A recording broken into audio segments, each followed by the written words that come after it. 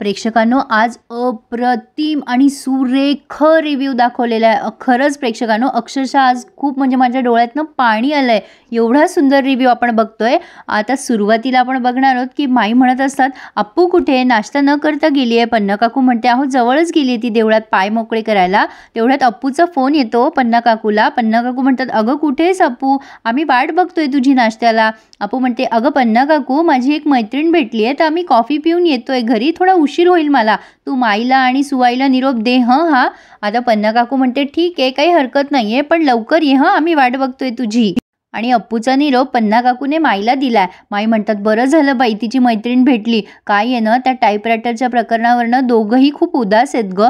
शशांक तर बाहेर तरी जातो, म्हणजे ऑफिसमध्ये थोडंफार त्याचं मन रमतो, तो विसरतो. बिचारी अप्पू घरातच असते ना, त्यामुळे फारच जिव्हारी लागले तिच्या. पण बरं झालं तिची मैत्रीण भेटली ना, तर थोडा विरंगुळा होईल तिला. आता इकडे अप्पू विश्वासची ट्युशन घेतीये. अप्पू विश्वासला म्हणत असते, चल आपण गार्डनमध्ये बसूया, मी तुला शिकवते हं एसे कसा लिहायचा. विश्वास म्हणतो, तू लिहून देणार नाही का मला? अप्पू म्हणते, नाही हं, मी तुला फक्त गाईड करणार आहे, एसे तूच लिहायचास. विश्वास म्हणतो, अगं माझं इंग्लिश कच्चं आहे. अप्पू म्हणते, अगं अरे पक्कं करूयात ना आपण. विश्वास म्हणतो, अगं एका दिवसात कसं होईल? अप्पू म्हणते, आय नो, एकच दिवस आहे आपल्याकडे, इंग्रजी पक्कं नाही करता येणार, पण इंग्रजी लँग्वेजशी कशी दोस्ती करायची ना, हे मी तुला शिकवू शकते. विश्वास म्हणतो, खरंच का? हे भारी आहे. अप्पू म्हणते, माझ्याकडे ना अभ्यास करायची सोपी पद्धत आहे, ती मी तुला शिकवते. तसा जर का तू अभ्यास केलास ना, तर तुला उद्याच्या एसे कॉम्पिटिशनमध्ये काय, तर प्रत्येक इंग्लिशच्या एक्झाममध्ये ना छान मार्क्स पडतील. विश्वास म्हणतो, मी करेल छान अभ्यास. अप्पू म्हणते, ती डिक्शनरी दिलेली आहे ना? विश्वास म्हणतो, आहे ना माझ्याकडे, बाबांनी बघितली असती ना तर रद्दीत देऊन टाकली असती. अप्पू म्हणते, डिक्शनरी आहे ना, मग तुझं 50% काम झालं बघ. चल आता आपण गार्डनमध्ये जाऊयात. अप्पूने त्याला गार्डनमध्ये आणलंय. आणि प्रेक्षकांनो, हे जे विश्वासकडे आडवं दप्तर आहे ना, ते मी खूप वर्षांनी बघितलंय आणि खरंच जुन्या आठवणी ताज्या झाल्यात. आता अप्पूने त्याला एवढी सुंदर मेथड शिकवली आहे अभ्यास करायची. अप्पू त्याला विचारतीये, तुला कुठल्या टॉपिकवर एसे लिहायचा आहे? माय फादर, राईट? बरं, मी तुला एक एक प्रश्न विचारते आणि रफ बुकमध्ये तू त्याचं उत्तर लिह. हां, what is your father name? आता विश्वासने त्याच्या वडिलांचं नाव सांगितलंय. अप्पू म्हणते, पूर्ण नाव लिह. विश्वास अप्पूचे सगळे इन्स्ट्रक्शन फॉलो करतोय व्यवस्थित. अप्पू म्हणते, ते काय काम करतात, काय प्रोफेशन आहे त्यांचं? अप्पू म्हणते, बरं हे बघ, जुन्या पुराण्या गोष्टी, भंगार, या सगळ्याला इंग्लिशमध्ये काय म्हणतात? स्क्रॅप. आता ही डिक्शनरी घे आणि स्क्रॅप विकणाऱ्याला माणसाला काय म्हणतात हे त्या डिक्शनरीमध्ये शोध बरं, सापडतं का बघ. आणि विश्वासला तो शब्द सापडलाय. अप्पू म्हणते, हां, स्क्रॅप डीलर, लिही बरं. अप्पू म्हणते, आता तुझा बाबा स्वभावाने कसा आहे? अशी एखादी खास क्वालिटी आहे का जी तुला खूप आवडते? ते आठवून लिहायचा प्रयत्न कर. विश्वास म्हणतो, हो, माझे बाबा खूप मेहनती आहे. अप्पू म्हणते, ही जी डिक्शनरी तुला मी दिली आहे ना, ती खूप मजेशीर आहे. त्यातनं तू इंग्लिश टू मराठी शब्द बघू शकतोस आणि मराठी टू इंग्लिशसुद्धा. तू आता मेहनती हा शब्द शोध आणि इंग्लिशमध्ये त्याला काय म्हणतात हे बघ, मिळते का बघ बरं. आता विश्वासने तो शब्द हुडकून काढलाय, हार्ड वर्कर. अप्पू म्हणते, सोपं आहे की नाही? काय लिहिलेस, वाच बरं एकदा. विश्वासने 2-4 ओळी छान लिहिलाय. My father is my hero, he is my guardian, I love him so much. Appu म्हणते, बघ किती सोपं आहे. विश्वास म्हणतो, आज तू लिहून दिलंस, मी एक्झामला कसं लिहिणार? अप्पू म्हणते, अरे मी कुठे लिहून दिलंय तुला, मी फक्त कसं लिहायचं ते तुला शिकवलंय, टेन्शन नको घेऊस रे. विश्वास म्हणतो, खरं सांगू का ताई, मला ना इंग्लिश आवडतच नाही. मी त्याचा अभ्यास करायला पण कंटाळा करतो आणि करायला लागलो ना की झोप येते आणि मग जे काय आठवतं ना ते पण मी विसरून जातो. अप्पू त्याला छान उदाहरण देते. अप्पू म्हणते, असं कसं चालेल? अरे तुझी आई तुला आवडतं तेच करते का दररोज? विश्वास म्हणते, नाही, असं काही नाही आहे, ती वेगळे वेगळे पण पदार्थ करते. अप्पू म्हणते, तुला न आवडणारी डिश जर तुझ्या आईने केली आणि तू जेवतच नाहीस का मग? विश्वास म्हणतो, नाही नाही, असं कसं, बाबा रागवतात मला मग. अप्पू म्हणते, अशा वेळेला तू काय करतोस? विश्वास म्हणतो, मला ज्या गोष्टी आवडत नाहीत ना त्या मी आधी खातो आणि ज्या आवडत्या ना त्या शेवटी खातो. अप्पू म्हणते, अरे हेच तर अभ्यासात करायचं आहे आपल्याला. ह्या केसमध्ये तुझा नावडता सब्जेक्ट कुठला आहे? इंग्लिश.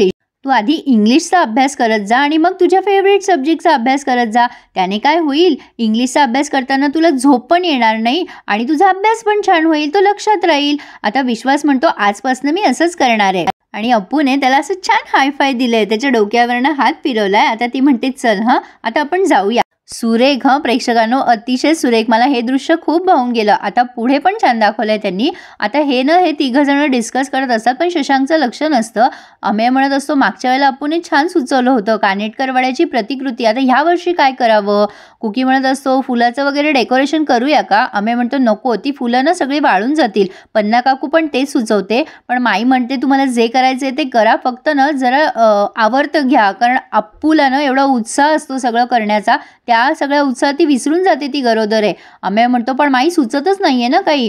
आता तो शशांकला विचारायला जातो, काय रे शशांक, तुझ्याकडे काही आयडिया आहे का. शशांक म्हणतो, काय बोलत होतात तुम्ही, माझं लक्ष नव्हतं रे. आता कुकी म्हणतो, अरे डेकोरेशनबद्दल बोलतोय आम्ही गणपतीच्या. माई म्हणतात, काय रे शशांक, काय झालं. आता शशांक काही न बोलता निघून जातो. नाही, तुम्ही तुमचं डिस्कस करा, मी निघतो आता.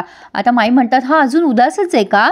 अमेय म्हणतो, हो ना, ऑफिसमधून येताना पण नाराजच होता. माई म्हणते, शशांक ना अगदी यांच्यासारखं आहे, कुठली गोष्ट ना सोडून देत नाही. पन्ना काकू म्हणते, मनात असलं तर बोलूनही दाखवत नाही. अहो, आपल्याला वाटलं होतं ऑफिसला गेल्यावर विसरेल. अमेय म्हणतो, कसला विसरतोय, तो दिवसभर गप्पच होता. मी काही विषय बदलून बोलायचा प्रयत्न करत होतो तर नुसता हा करत होता. कुकी म्हणतो, अमेय, आपण त्या भंगारवाल्याकडे शेवटचा प्रयत्न करून बघूयात, जाऊयात.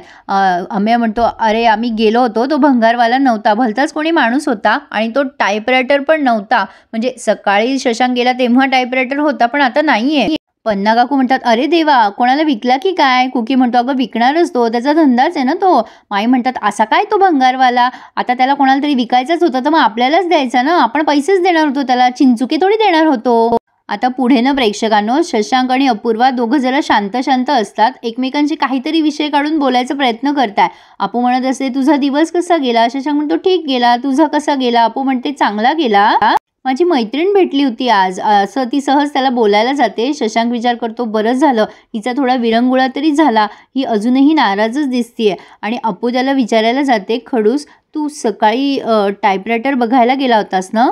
नाही मिळाला का तुला टाईपरायटर. शशांक विचार करतो, हिच्या डोक्यात अजून तो भुंगा आहेच, टाईपरायटर दुसऱ्या कोणाला तरी मिळालाय हे जर तिला कळलं तर तिला जास्ती वाईट वाटेल. कुकी म्हणाला, तसंच झालंय, अँटिक पीस म्हणून त्याने कोणाला तरी विकून टाकले. अर्थात त्याचं आमच्यासाठी काय मोल होतं हे त्या भंगारवाल्याला कसं कळणार.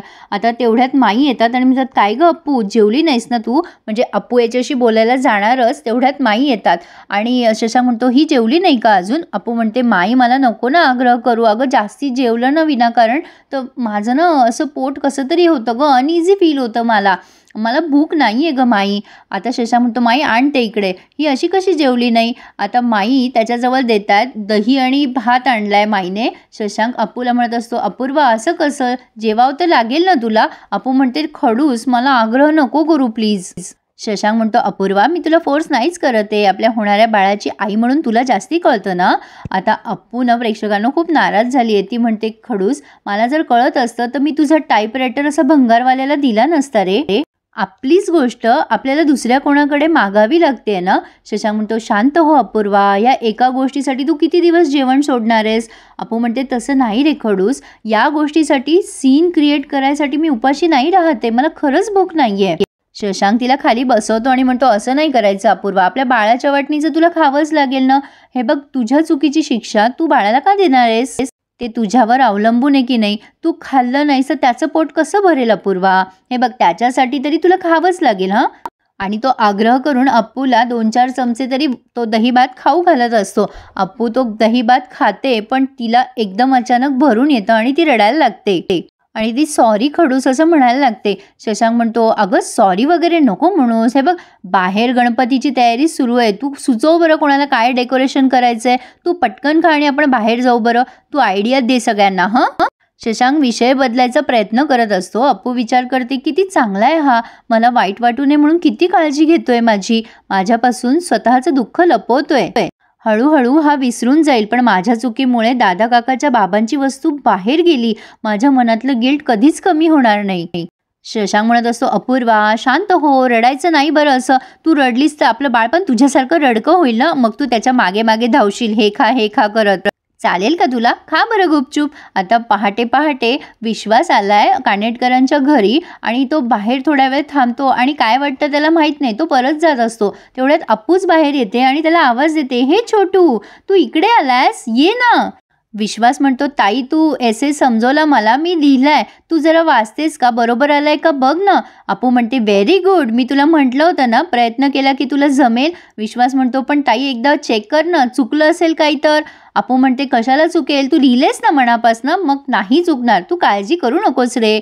आता विश्वास जरा अनकम्फर्टेबल फील करत असतो, म्हणजे टेन्शन आलंय त्याला. अपू म्हणते, अरे हे बघ, तू जे काही लिहिलंयस ना ते वाचायला मी एक्सायटेड आहेच, चल आतमध्ये आपण वाचूयात. विश्वास म्हणतो, नको ग ताई, मी इथेच थांबतो. आता अपू म्हणते, नाही मग नाही वाचणार मी. आता अपू त्याला खूप प्रेमाने घरात घेऊन आली आहे आणि माईला म्हणतीये, माई बघ कोण आलंय. पन्ना काकू म्हणते, अगं बाई, हा त्या भंगारवाल्या दादांचा मुलगा आहे ना. अपू म्हणते, हो माई, आज ना त्याची एस्से कॉम्पिटिशन आहे. पन्ना काकू सांगते माईला, निबंध स्पर्धा. माई म्हणतात, अरे वा, अरे ये बस ना बाळा. अपू म्हणते, अगं माई, त्याला शिकवलं मी एस्से कसा लिहायचा ते, मी त्याला शिकवलंय, पण त्याने तो कसा लिहिला ते वाचून दाखवायला तो खास आला इथे, बघू बरं कसं लिहिलायस. माई आता पन्ना काकूला खुणवतात की मी त्याच्यासाठी काहीतरी खायला घेऊन येते, तू बस मी आणते.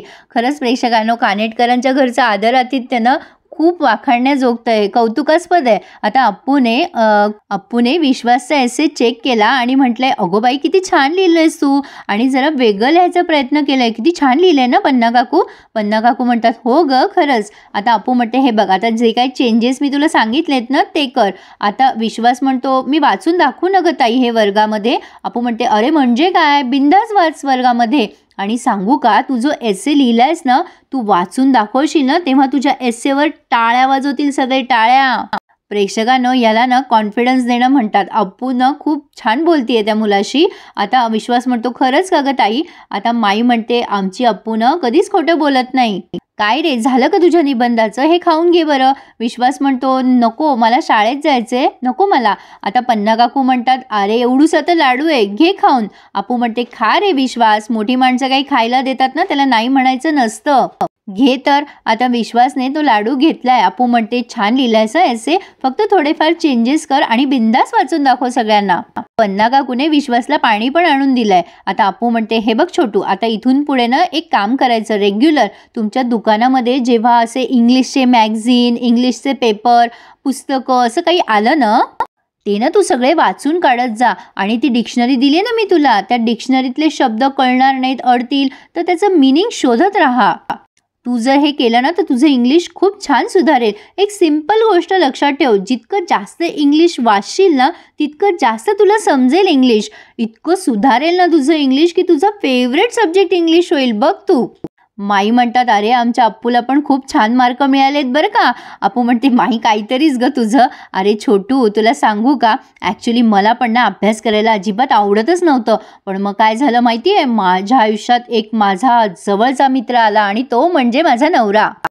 तो मला काय म्हणायचा माहिती आहे, तो मला म्हणायचा की अप्पू, नाही अप्पू नव्हता म्हणत मला, तो अपूर्वा म्हणतो. तो जरा खडूस आहे ना. तो मला काय म्हणायचं माहिती आहे, अपूर्वा, तू जर अभ्यासापासून लांब पळालीस तर अभ्यास तुला छळेल, अभ्यासाची दोस्ती कर, मग सगळं तुला सोपं जाईल. विश्वास म्हणतो, आता मी पण असाच अभ्यास करणार आणि माझी अभ्यासाशी दोस्ती होईल.